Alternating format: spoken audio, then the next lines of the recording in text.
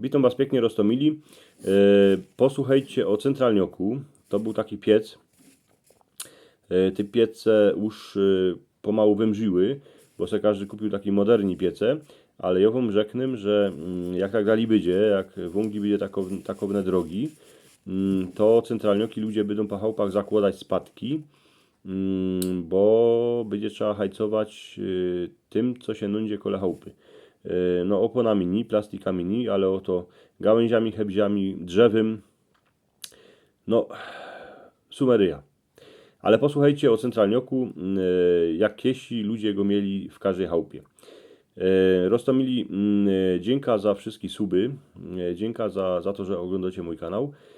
Jak macie radzi to moi drzistani, to dajcie mi palec do wyrchu, a subskrybujcie mój kanał. Niech tam moja gęba, a to rządzyni, ta cieszyńska rzecz idzie do świata.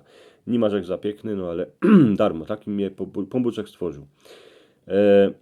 Rostomili, jak na polu chłodny wiatr na jesień fuknął, a jeszcze ku tymu zaczło padać, to już gazda wiedział, że trzeba zahajcować. Ale bardziej o tym wiedział Stazik, bo starka już go porę dni ku kachloku wyganiała, aż słoży ogień. Ale on se chrupsze jakle oblykał, a starkę w legierze kocym w nocy przykrywał, bo jak se wspomniał, że zaś trzeba hajcować, to żałował, że nie było kańścik w Afryce. No ale przeca drzewa na zimę je cało szopka, a wielkucne kąski są poukładane pod stodołą. Tuż żaden nie będzie marznął.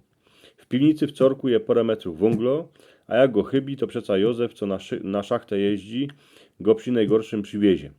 Dycki z tym hajcowaniem był krawal pomiędzy Starką a Stazikiem. Starce było furt zima, tuż Stazik i prawi, że się za mało gibie, że iny siedzi w kuchyni, a orzechy łusko sztrykuje, a gazety czyta. Poszłaby na pole, na szpacer, do Heli za miedzę, dozwiedziałaby się, co tam na dziedzinie nowego. Starka była jednako takowno, że pokieli Stazik nie zahajcował, to na złość nigdzie nie szła. Furt siedziała w chałupie, a furt go napalowała, tak że chłop musiał ponaznoszać drzewa do kuchynie, w ocelowym amprze wąglo, a babie zahajcować. Jak pod blachą zaczło strzelać, to już było dobrze. Każdy, kto szał kole pieca, siedziwał, esi w nim łogień tańcuje, bo przeca starce je zima. A choć wszyscy się seblykali, a nie było w chałupie czym dychać, to aspoň Staziczek miał pokój, bo se mógł po polu drepsić, a robić swoi wieca. Hańdowni było tak, że kachlok grzał całą chałupę. Jak się do niego przyłożyło wieczór, to jeszcze szło ciepło z kachli do nocy. Potem w chałupie się kapkę wyziąbiło, ale na jesień jeszcze mrozów nie było. Tu już pół biedy. Byle jakiego hebzio się ciepło pod blachę, a ciepło było chnet. Jak starka marzła, to gazda się śmiał, że na isto Stazik się z nią mało kulał w legierze. Ale stary gazda na jesienny chłodek miał insze sposoby. W Maryi na spodku miał pochowane dycki porę flaszek dobrze naszczelowanej gorzołki. Jak już babie było ciepło, to się oblyk, do kapsy jedną wraził, poodbywał, a szedł do garaży albo do szopki.